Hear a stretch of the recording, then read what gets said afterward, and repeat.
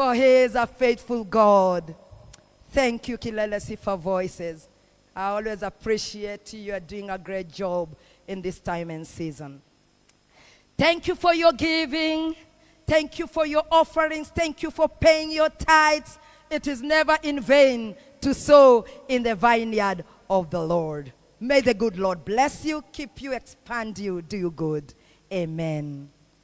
At this particular time, I want to welcome the speaker of the day, Bishop Dr. Peter Ambuka, as he continues with the sermon, The Principles of Answered Prayers. May the good Lord bless you. Amen.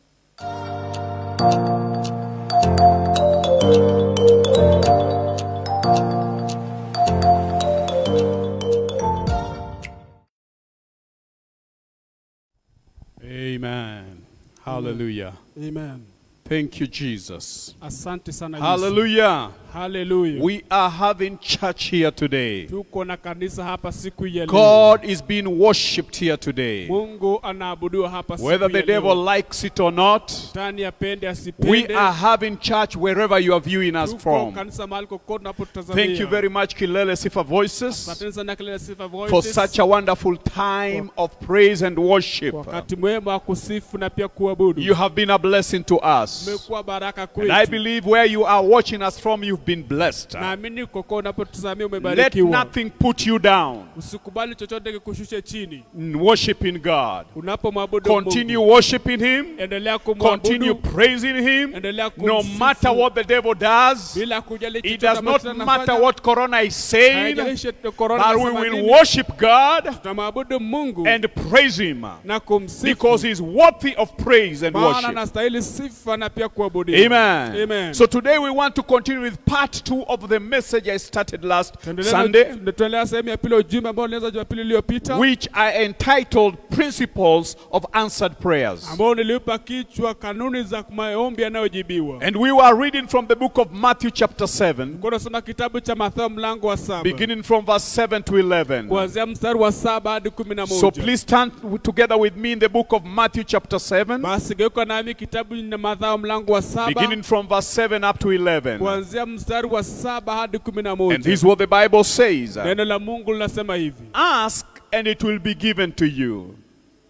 Seek and you will find. Knock and the door will be opened to you.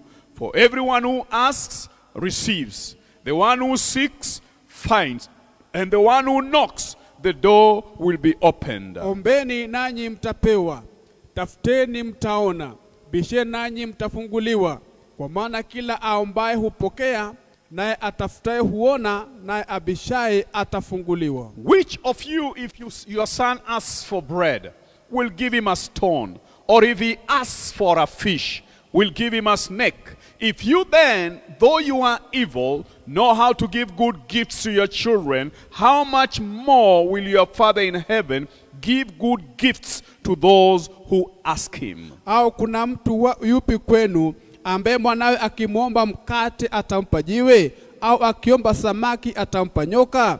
Basi kuwa nyinyi mlio waovu mnajua kuwapa watoto wenu vipawa vyema, je, si zaidi sana baba yenu aliye mbinguni atawapa mema wao wamuombao? May the Lord bless his holy word. Bwana alibariki neno lake takatifu. Principles of answered prayers. Kanuni za maombi ambayo yanajibiwa. So last week we saw what principles are. Tuliona kanuni ni nini Jumapili iliyopita. And we said principles are laid down rules that are true through all generations. Sema kwamba kanuni ni sheria ambazo zimewekwa ambazo zina ukweli katika vizazi vyote. If you abide with them, ukiweza kuzishika hizi kanuni they sheria, will give you the results they claim to give. Zitakupa matokeo ambazo zinadai kwamba ziko nayo. And we saw that principles form the foundation of any truth that you come upon. Sema kwamba pia kanuni hutengeneza msingi ya ukweli wote ambao tunakutana nao. So when we are speaking about principles of answered prayers, napozungumza kuhusu kanuni za maombi ambayo yanajibiwa, if you follow them, kuweza kufuata, if you obey them, kuweza kutii, your prayers will be answered. maombi yako yatapata kujibiwa. We also saw what was prayer. Pia tukaangalia maombi ni nini. And we saw that prayer is communication between two parties. That is you and God. Sema maombi ni mawasiliano kati ya watu wawili, kati yako wewe na Mungu. Prayer is asking God and God giving it to Basi you. ni kumuomba Mungu naye Mungu kuweza kukupa. We also saw prayer is a means of intervention. Kuona pia maombi ndi njia ya Mungu kuingilia Asking kati. God to intervene on your behalf and on behalf of others. Muomba Mungu aingilie kati kwa niaba yako na pia kwa niaba ya wengine. It is a weapon to resist the enemy, and in this case the enemy is the devil and his sicknesses. Basi ni silaha ya kumzuia shetani, katika jambo hili adui wetu ni shetani. It is a key that unlocks every closed door. Basi ni funguo ambao hufungua kila mlango uliofungwa. We also saw it is not a religious act, Kuona pia sio tendo ambao ni la kidini, but it is an act of faith. lakini tendo la imani. Then we asked ourselves, why should we pray? And yet God is all powerful. Tukajuza ni kwa nini tuombe na Mungu ana nguvu zote. We saw that it is because God has commanded us to pray in his word. Kuona Mungu ametuamuru tuombe katika neno lake. And God will do nothing here on earth until we pray. Naye Mungu hatolitenda lolote hapa duniani hadi tufike mahali pa kuomba. Because God gave the dominion of the earth to man. Maana Mungu alimpa mwanadamu utawala wa dunia. The devil cannot do anything here on earth without man permitting him. Shetani hawezi kulifanya lolote hapa duniani isipokuwa mwanadamu amruhusu. And God will do nothing here on earth unless man asks him to do. Na pia Mungu hatalifanya lolote hapa duniani isipokuwa mwanadamu amuombe alitende. We also saw prayer is God's way for Christians to have what he has promised them. Kuona pia maombi ndio njia ambao Wakristo hupata kile ambacho Mungu amewaahidi. Number 3, we saw that prayer is the only avenue to get out of trouble. Tukaona pia ndio njia pekee kujiondoa katika shida. If you are in trouble, uko katika shida if yoyote, you are in problems, uko katika matatizo, the only way to get out of them njia pekee ya kuepuka is to petition ni God. kuweza kusali mbele za And Mungu. God will take you out of your trouble. Naye Mungu atakuondoa katika shida Number zako. 4, we saw that prayer is the only way to activate the power of the Holy Spirit in our lives. Tukaona pia ndio njia pekee kufanyisha kazi nguvu za Roho Mtakatifu katika maisha When yetu. Jesus went back to heaven, Wakati Yesu alienda he mbinguni, said, I will not leave you as orphans. akasema sitomuacha mkiwa I will send mayatima, you another helper, nitawatumieni msaidizi the Holy mwingine, Spirit. Roho Mtakatifu. It is the Holy Spirit that empowers us. Roho Mtakatifu anayetutia It is nguvu. the Holy Spirit who gives us victory over sin and over sicknesses. Yeye ambaye anatupatia ushindi juu ya shetani na But pia the only magonjwa. way you can have the Holy Spirit working in you and for you Na njia pekee ambayo unaweza mpata Roho Mtakatifu kufanya kazi ndani yako na pia na wewe. the only way you can activate that power of the Holy Spirit Njia pekee ya kufanyisha kazi hizi nguvu za Roho Mtakatifu is through prayers. ni kupitia maombi. And then finally, number 5, we saw that prayers, it's God's way of saving those who call to him.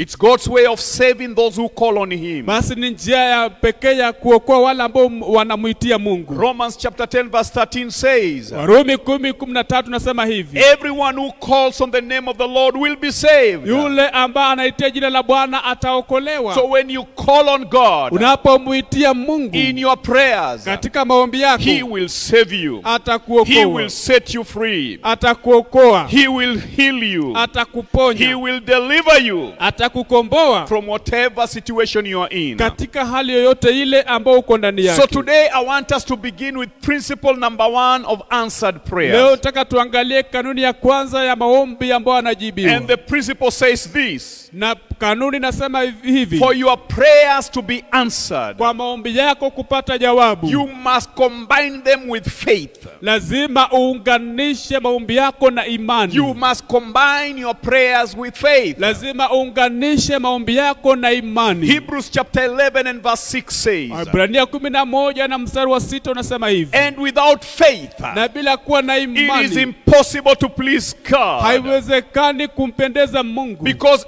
anyone who comes to him Maana yeyote anayemjia yeye must believe that he exists, lazima aamini ya kwamba yeye anaishi, and that he is a rewarder of those who earnestly seek him. na yeye huwalipa thawabu wale ambao wanamtafuta kwa bidii. You can never receive anything from God Hawezi kupokea lolote kutoka kwake if Mungu you don't have faith. kama hauna imani. God respects faith. Mungu anaheshimu God imani. honors faith. Mungu anapa heshima And so imani. faith faith is important. Kwa hivyo imani ni muhimu. If you're going to see your prayers being answered, Kama utaona maombi yako yakijibiwa, the only thing that God honors kitu cha pekee ambacho Mungu is a anaheshimu man or a woman ni mwanaume au who mwanamke comes to him in faith. ambaye anamuendea kwa And that's imani. what Hebrews chapter 11 verse 6 is Ndio saying. maana Waibrania 11 If you do inasema not have faith, kama hauna imani you cannot please God. hauwezi kumpendeza Because Mungu. when you come to him, Maana unapomwendea number yeye, one, you must believe he exists. jambo la kwanza la uamini Mungu anaishi. Many people, especially atheists, they say God does not exist. Watu wengi na so wale ambao hawaamini Mungu If you don't hayuko. believe that God exists, Kama huamini Mungu anaishi, then you cannot receive anything in your prayers. hauwezi pokea lolote kutoka kwa maombi Because yako. number one, you must believe he exists. Lazima uamini kwamba anaishi. And number two, you must believe that he rewards those who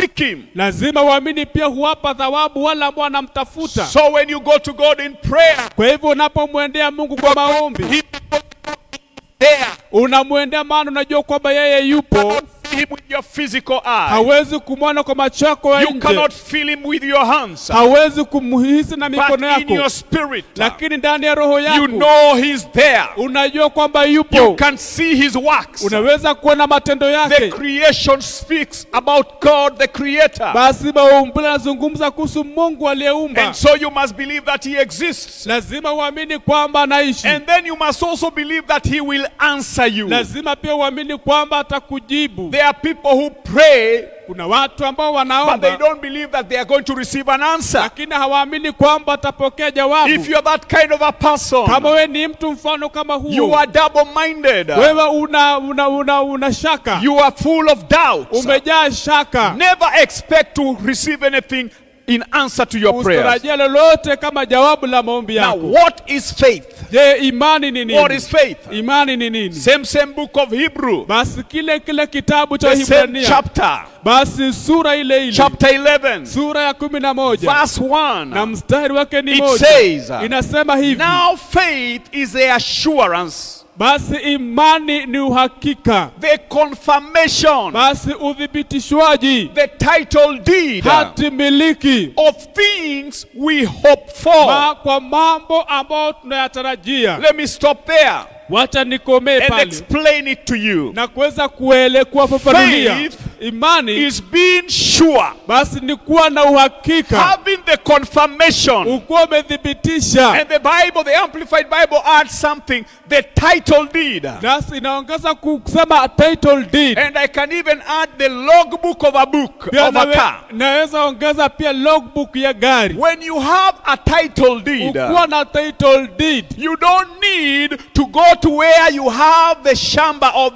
the plot, the parcel of land, hauhitaji kwenda mahali shamba lako lipo to prove that you have that land. kudhibitisha kwamba uko na lile If you shamba. have the title deed, Ukuwa na title the deed, title deed is a proof basi title deed ni thibitisho that you have a parcel of land somewhere. kwamba una kipande cha ardhi mahali fulani. And that is what faith Na is. hivyo ndivyo imani ilivyo. Faith is that title Imani ni hiyo title that proves that you are healed, inathibitisha kwamba wewe umepona. that proves that your provision has been met with. Inamaanisha kwamba mahitaji yako amekutana So nayo. faith is the assurance, Basi imani ni ule uhakika the confirmation, na pia the kuthibitishwa title deed na title deed of things we hope for, ya mambo ambayo tunatarajia, things we are believing God to do for us, mambo ambayo tunamwaminia Mungu atutendee, being the proof of things we do not see, na pia thibitisho ya mambo ambayo hatuyaoni, those things that we cannot see. mambo ambayo hatuwezi kuyaona. You are praying for God to heal you. Unamwomba Mungu akuponye. You have not yet received your healing, Haujapokea uponyaji wako, but you have hope that you are healed. lakini na matarajio kwamba wewe You have umepona. the proof because by the stripes of Jesus we are healed. Unathibitisha maana kupitia kwa mapigo ya Oh, Yesu Church of tumepona. Jesus Christ, Kanisa la Yesu Kristo, Church of Kenya, kanisa la Kenya, at this time we are facing this pandemic. wakati huu wa janga, It is time for us to begin ni walking by wakati faith. wetu wa kutembea kwa imani. Oh, listen to me. Nisikilizeni, Faith is not denial. imani si kukataa. Faith is not saying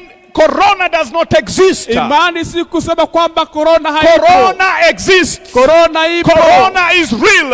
Corona But listen to me. Lakini The healing that Jesus got for us on the cross, uponyaji ambao Yesu alitupatia pale it is msalabani also real. pia upo. The protection of the blood of Basi Jesus, ulinzi wa damu ya it is Yesu also real. pia nao ni wa kweli. Listen to me, saint of God. Sikiliza mteule wa It Mungu. is possible for you Inawezekana to walk kwako in the streets of Nairobi, kutembea katika to barabara za walk in the Nairobi, streets of kutembea Mombasa, katika barabara where za Mombasa, coronavirus is mahali everywhere, kuna to virusi vya enter those corona, matatus, kuingia katika zile where there is matatu, no social distance, mahali hakuna to go social to the distance, supermarket, kwenda kwa where supermarket, everybody is touching everything. mahali kila mtu It is atafuta kila possible to kitu. go through all those things Inawezekana upitia and mambo have the yote protection of na uwe Jesus na ulinzi wa Yesu against corona. kinyume na By corona. faith, Kwa it imani. is the high time you begin saying, Wakati uanza I kusema, am protected. nimelindwa. The blood of Damu Jesus, ya Yesu it covers me inanifunika from infection by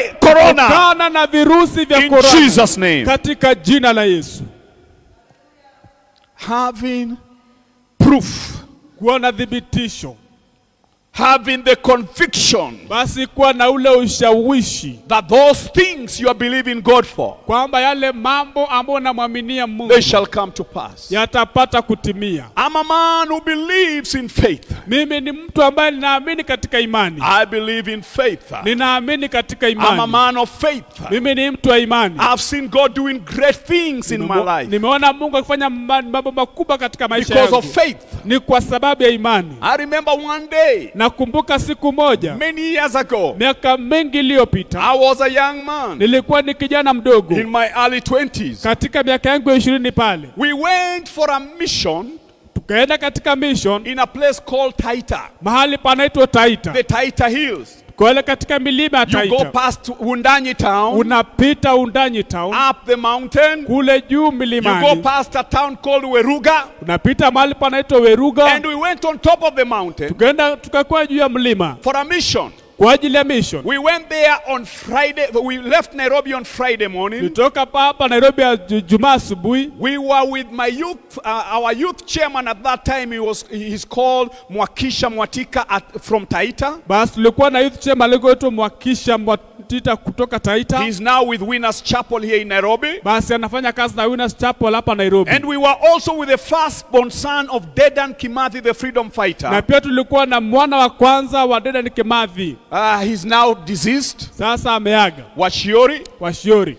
And we went for a mission there. Tukaenda kwa mission pale. We took a bus. Tukachukua basi. And we arrived in Wundanyi in Taita in the evening. Tukafika Taita wakati wa jioni. On Friday there was a funeral in that area. Basi Jumaa kulikuwa na mazishi katika lile eneo. We went and preached there. Tukaenda tukahubiri pale. On Saturday morning Jumamosi there asubuhi were some few meetings in the area. kulikuwa na mikutano fulani. We went and preached there. Tukaenda tukahubiri kule. Then on Sunday very early in the morning, Basi Jumapili asubuhi na mapema we woke up. tukaamka. There was a church on the other side of the hill. Kulikuwepo na kanisa upande ule mwingine wa And you mlima. know, in that area, Najua katika lile eneo in the morning, asubuhi matatus would leave their, where the drivers were sleeping up the mountain, basi matatu ziko natoka mahali madriver wanalala kule juu ya milima and they would go down. na nashuka kule So chini. if you wanted to go up, Ukitaka kwenda juu there were no matatus going up. hakuna matatu za Because kwenda most of juu. the matatus, Maana matatu they would nyingi leave in the morning, nilikuwa natoka asubuhi go to Wundanyi, kwenda and Undanyi. then they would play the Wundanyi Voi route the whole day. Alafu watatembea ile route ya Undanyi Voi usiku And then in mzima. the evening, Alafu kisha baadaye that's when jioni they would go back to where they are sleeping. ndio wanarudi mahali wanalala. So if you wanted to go up, Kama ungelipenda there kukwea was no matatu. kulikuwa kuna matatu. So we walked for 2 Kwa hours, hivyo tukatembea masaa mawili and we arrived in that church. na tukafika kwa hilo kanisa. By the time we were arriving, it was around 11. Tukifika ilikuwa kama saa 5 hivi. And after that, we preached Baada hiyo tukahubiri in the service. kwa ibada, And in the afternoon, na wakati wa dhuhuri we had a fundraiser. tukawa na mchango wa They fedha. wanted to build the church. Wataka kujenga kanisa And we were the guests of honor. na tulikuwa ndio wageni waheshimiwa. And so after the fundraiser Baada ya ule mchango wa pesa and fellowship, na ushirika, by the time we were ending the meeting, tulipokuwa tunatamatisha ule mkutano, it was around 5. ilikuwa kama saa 11. Now remember, Nakumbuka in that area, katika lile eneo in the evening, wakati wa there are jioni no matatus that go to Wundanyi. hakuna matatu zinaenda Wundanyi, They only come up. zinakuja tu, And we have to go to na Wundanyi. ilibidi tuende Wundanyi. And so, Na kwa we had to hivyo walk. ilibidi tutembee, We walked for 3 hours. tukatembea kwa masaa mawili, 3 hours masaa matatu on foot. kwa miguu, We walked tukatembea and walked tukatembea and walked tukatembea until our feet got blisters. hadi miguu yetu ikaanza kufura. Let me tell you something. Wacha nikuambie kitu, It was not easy. haikuwa rahisi. My feet were paining me. Basi miguu yangu ilikuwa inauma. We arrived in Wundanyi at 7. Tukafika Wundanyi saa 1. By the grace of God, we caught matatus that were going back to Voi. Kwa neema ya Mungu tukapata matatu ambazo zilikuwa zinaenda By the time we reach Voi, it is around 8. Tukifika Voi ilikuwa kama saa 2. And it is on Sunday evening. Na ni Jumapili We jioni. went to look for a bus to come to Nairobi Tukaenda kutafuta basi ya kuja Nairobi because we needed to be in the office in the morning. maana tulihitajika kuwa ofisini asubuhi. At that time, we were all working. Sote tulikuwa tunafanya kazi. Mwakisha and Kimathi son, they were working with the government. Basi Mwakisha na mwana wa Kimathi walikuwa wanafanya kazi ya And I serikali. was working for an Indian here in Mimi town. nilikuwa nafanyia Muhindi hapa town. And so we went to the bus stop. Tukaenda katika eneo la kuegesha magari. All the buses were booked. Magari yote yalikuwa There were yamebukiwa. no buses. Hakukuwepo na basi. So as we are stranded there, Tulikuwa tumechanganyikwa it is pale. now going to 9. Basi nielekea saa We don't know 3. how we are going to go to Nairobi. Hatujui tuendaje Nairobi. A woman came. Mwanamke fulani She was akaja. dropped by a matatu. Akaletwa na matatu. She was carrying a child in her back, Alikuwa mbeba mtoto and she had 2 children, na alikuwa na watoto small wawili. children holding them. Alikuwa amemshika. And she had a lot of luggages. Na alikuwa na mizigo mingi sana.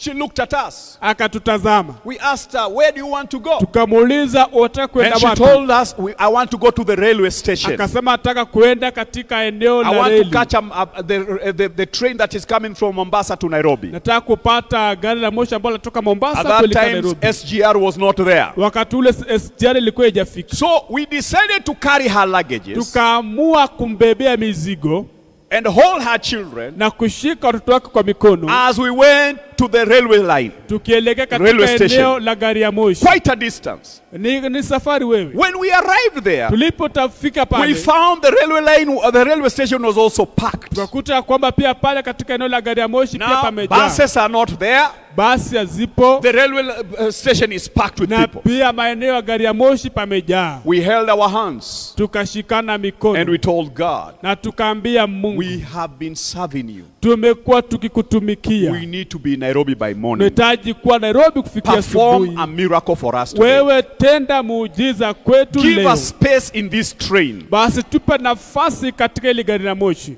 You know, during those days, Wakati ule the train had 3 classes. basi gari la moshi lilikuwa na class 3. First class First class was for rich people. ilikuwa ni watu matajiri. It had only 2 beds Ilikuwa na vitanda viwili in one compartment. katika eneo moja, Nyumba moja. nyumba moja.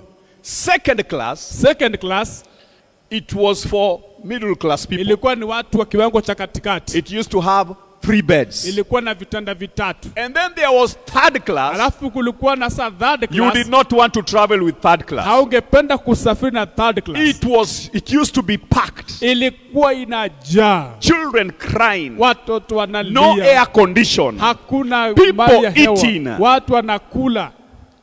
So we told God, Tukaambia Mungu we want to go with second class. tungependa kuona na second class.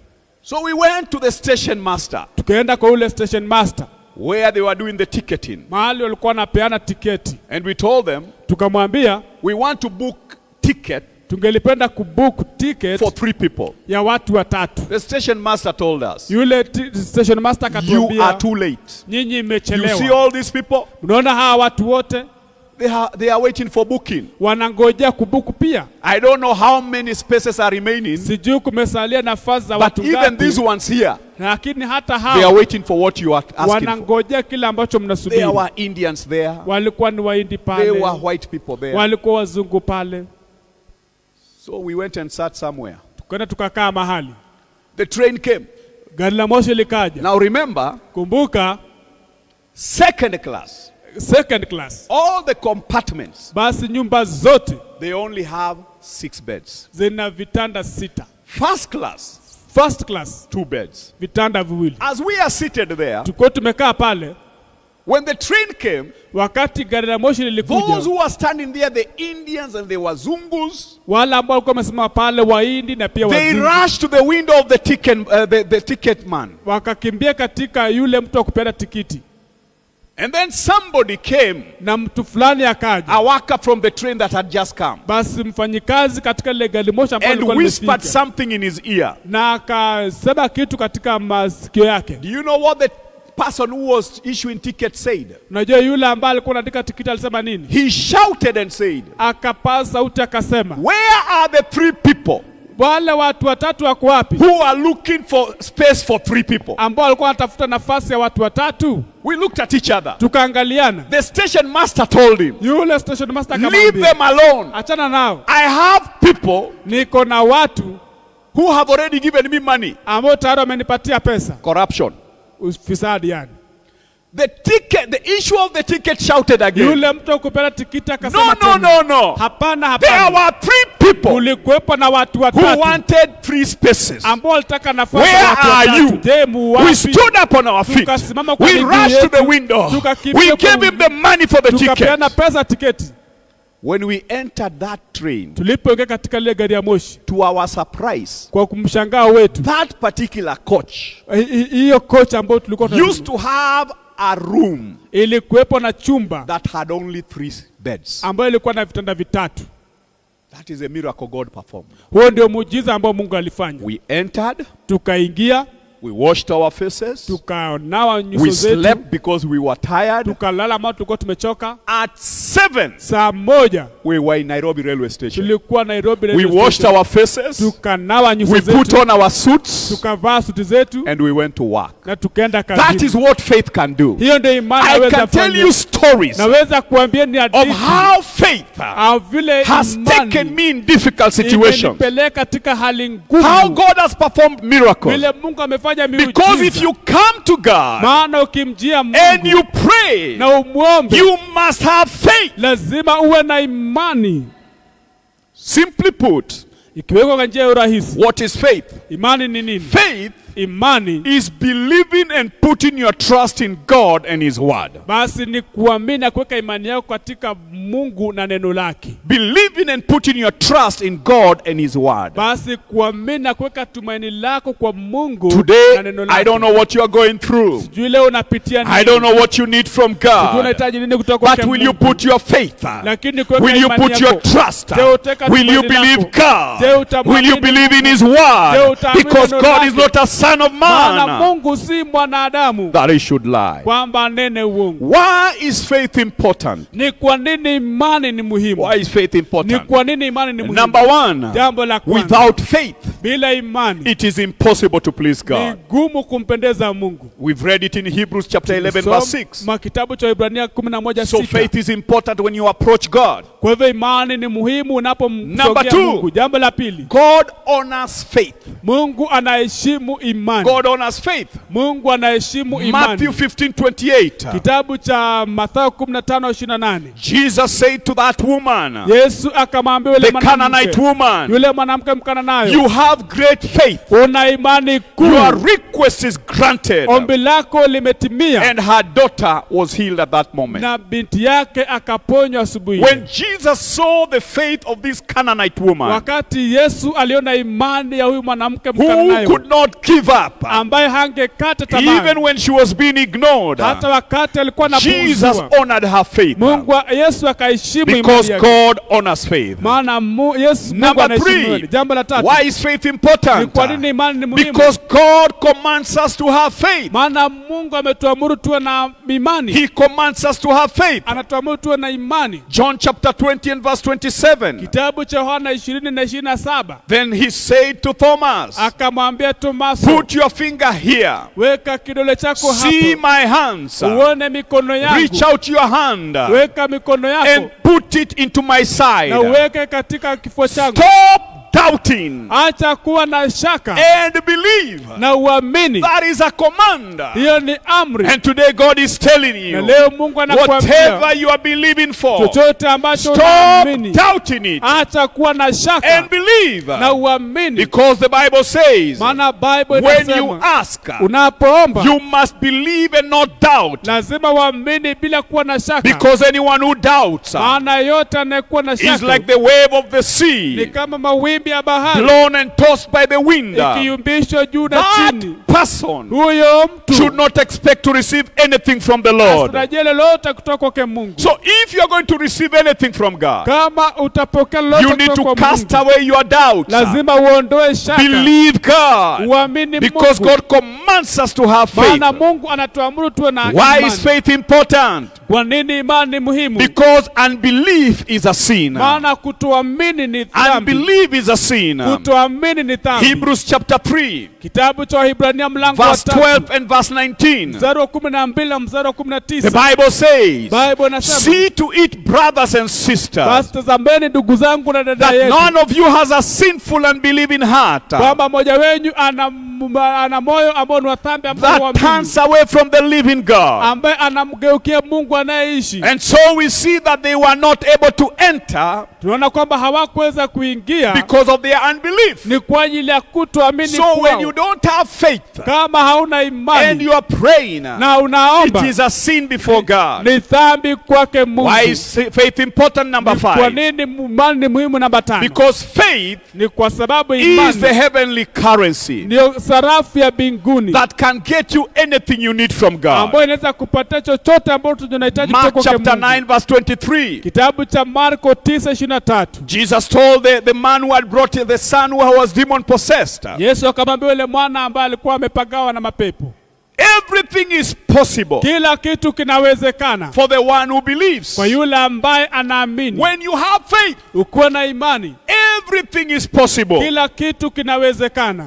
Jesus spoke also in Matthew 17:20. Yesu akazungumza kitabu cha Mathayo 17 na mstari wa He said, 20. because you have so little faith, Akasema maana mna imani ndogo. truly I tell you, Kwa hakika nawaambieni, if you have faith as small as a mustard seed, kuwa na imani ndogo kama mbegu ya haradali, you can say to this mountain, naweza ambia huu mlima, move from here and go there, ng'oka kutoka hapa uende kule, and it will move. na ule mlima And utasonga. nothing will be impossible for you. Hakuna kitu ambacho hakitawezekana naye. Faith is a heavenly currency Basi imani ni sarafu ya that mbinguni will get you anything that you need from ambayo God. itakupa kila kitu ambacho unahitaji kutoka Number kwa 6, Mungu. why is faith important? Namba 6 ni kwa nini imani ni muhimu? Because Ni kwa sababu when you pray without faith, ukiomba bila imani is sin. ni dhambi. When you pray without faith, is sin. Ukiomba bila imani ni dhambi. Romans 14:23 says, Kitabu cha Warumi 14:23 nasema hivi, but whoever has doubts kwamba yeyote ambaye ana is shaka condemned if they eat,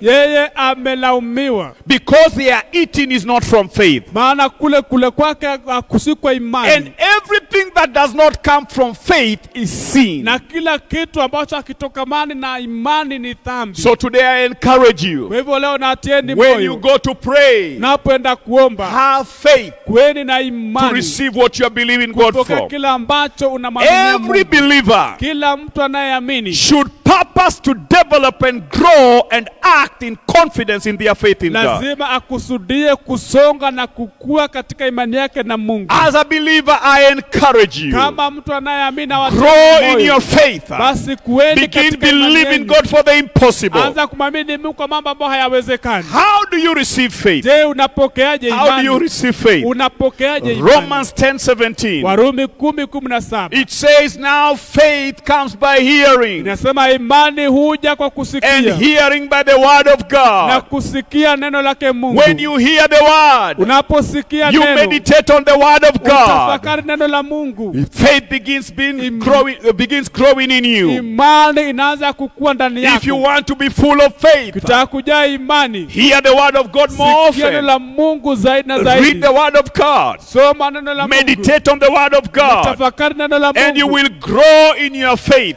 Nawe utakuwa katika God imani told yako. Joshua, Mungu akaambia Joshua, this book of the law hili kitabu cha Torati shall not depart from your mouth, kisiondoke kama kinywani but you shall mwako. meditate on it day and Nawe night, utatafakari usiku and na so mchana. shall you be successful Nawe utafaulu and prosperous na in utafanikiwa everything you do. katika kila ambalo So unatenda. faith comes by hearing the word of God. Imani huja kwa kusikia. As I finish, Napofikia tamati, I want to give you the story of Jesus nataka kukupatia hadithi ya Yesu Kristo when he used faith alipotumia imani to resurrect Lazarus. kufufua Lazaro. He prayed Aliomba and he resurrected Lazarus. na akamfufua Lazaro. In verse number 42, Katika no, mstari 41 wa 41 of John 11, wa kitabu cha Yohana 11, Jesus went to the grave. Yesu akaenda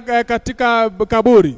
So they took away the stone. Kwa hivyo akaondoa lile jiwe. Then Jesus looked up Yesu akatazama juu, and he said, naye akasema, Father, Baba, I thank you ninakushukuru that you have heard me. maana umenisikia. Woo, hallelujah. Amen. That is a simple prayer that Jesus prayed. Hilo ni ombi rahisi ambalo Yesu aliomba. He knew God is there. Alijua kwamba Mungu yupo. He knew God exists. Alijua Mungu He is anaishi. a rewarder Na yeye hulipa of those who thawabu seek him kwa wale diligently. ambao wanamtafuta So kwa he bidii. lifted up his voice Kwa hivyo akainua sauti and yake he made a simple na prayer. akafanya ombi rahisi. He said, Father, Akasema, Baba, I thank you ninakushukuru that you have heard me. kwamba umenisikia. I knew that you always hear me. Najua kwamba kila mara unanisikia. But I have said this Lakini nimesema hii for the benefit ni kwa sababu ya of the people manufaa standing here, ya watu ambao wamesimama that they hapa, may believe ili kwamba waamini you sent me. kwamba wewe Then verse ulinituma. 43 says, 43 nasema, when he had said this, aliposema haya, Jesus called in a loud voice, Yesu akaitana kwa sauti kubwa, Lazarus, Lazaro, come out! toka nje, Come out! toka nje. This somebody was dead for 3 days. Huyu ni mtu ambaye alikuwa amekufa kwa siku 3. Come out! Toka. And the dead man came out. Na yule mtu aliyekuwa amekufa akatoka. His hands and feet wrapped with strips of linen. Basi mikono yake ikiwa imefungwa kwa And zambarau. Jesus said to them, Yesu akawaambia, take off the grave clothes and let him go. basi ondoweni nguo zote za wafu na muacheni aende. I believe it is a high time. Ninaamini wakati mwafaka. People whose businesses have died. Watu ambao biashara zao People whose zimekufa. families have died. Watu ambao familia zao People who are in zimekufa. sickness. Watu ambao It is katika a high time you magonjwa. hear the voice of Wakati Jesus. mwafaka And by unasikia sauti ya faith, Mungu. you will come out of the Na grave that you are utatoka in. katika kaburi ulioko ndani. In Jesus' name. Katika jina la Yesu. Simple prayer. Ombi rahisi. When you pray Unapoomba and you mix it with faith, na uchanganye kwa imani, the result matokeo is an explosion of miracles. basi ni mlipuko wa miujiza. You can walk in miracles Unaweza kutembea katika if you miujiza combine your prayer with faith. kama utaunganisha maombi yako kwa I imani. finish with this. Natamatisha kwa How hili. do you exercise your faith in Je, prayer? unafanyishaje imani yako kupitia kwa How do you maombi? exercise your faith in prayer? Unafanyishaje imani yako kwa maombi? Number 1, Jambo la kwanza, study the word of God. wewe soma neno la Mungu. Learn the word of God. Jifunze neno la Mungu. Study it. Jifunze. Because faith comes by hearing. Maana imani huja kwa kusikia. Number 2, Jambo la pili, fully surrender to the leading of the Holy Spirit. basi jitolee katika kwa Roho Mtakatifu. The Bible says, Bible nasema this is the confidence we have. huu ndio ujasiri tulio nao. In John, that is 1 John chapter 5 verse 14. Waraka wa kwanza Yohana mlango wa 5 na mstari wa 14. This is the confidence we have in God, in approaching God. Huu ndio ujasiri tulio nao tunapomwendea That if we Mungu. ask anything according to his will, Kwamba tukiomba lolote he kulingana na hears mapenzi us. yake anatusikia. And if we know that he hears us, Na tukijua kwamba whatever we ask, anatusikia. we know that we have what we have asked for. Chochote tunapoomba tunajua kwamba tuko na kila The ambacho secret is tumeomba. praying according to the will of God. Basi siri ni kuomba kulingana na mapenzi ya Romans Mungu. chapter 8 verse 26 tells us, Kitabu cha Warumi 8:26 natuambia. in the same way the Spirit helps us in our Basi weaknesses. katika njia ile ile Roho Mtakatifu tusaidia We katika do unyonge not wetu. know what we ought to pray for, Hatujui jinsi tupasavyo but the kuomba. Spirit himself intercedes for us through wordless grounds. Lakini Roho Mtakatifu hutusaidia katika kukua ambao hakuwezi kuelezeka kwa And he maneno. who searches our hearts Na yule anayetafuta mioyo yetu knows the mind of the Spirit, anajua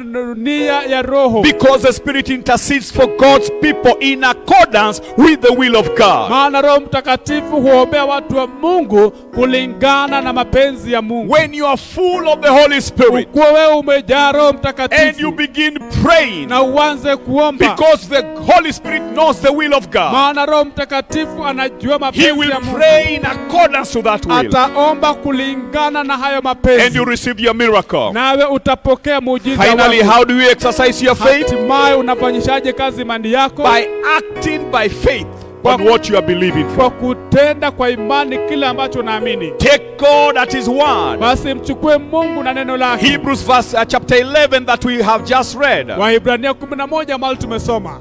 talking about faith. Napozungumza kuhusu When you imani, read verse number 4, unaposoma mstari namba it 4, begins talking about people who did things by faith. inaongea kuhusu watu ambao walifanya mambo kupitia kwa imani. After they had prayed, Baada walikuwa wameomba, they acted by faith. wakatenda The kupitia kwa Bible says, imani. by faith Abel brought to God a better offering than Cain. Biblia inasema kwamba kwa imani Abeli akaleta dhabihu iliyompendeza Mungu kuliko ile ya Kanani. ya Verse 5 Kaini. says, by faith Enoch was taken from this life so that he did not experience death.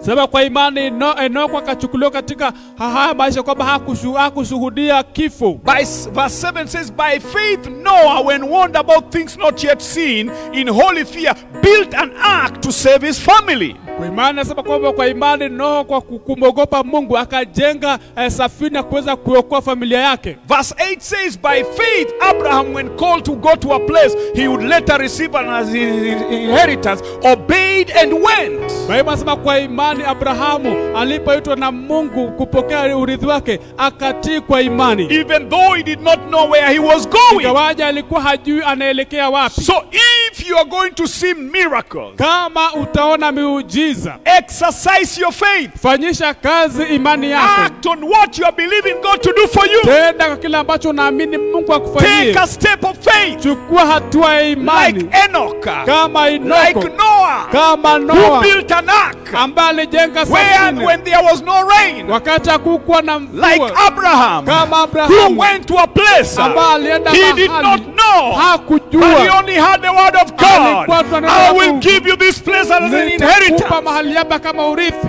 Act on your faith.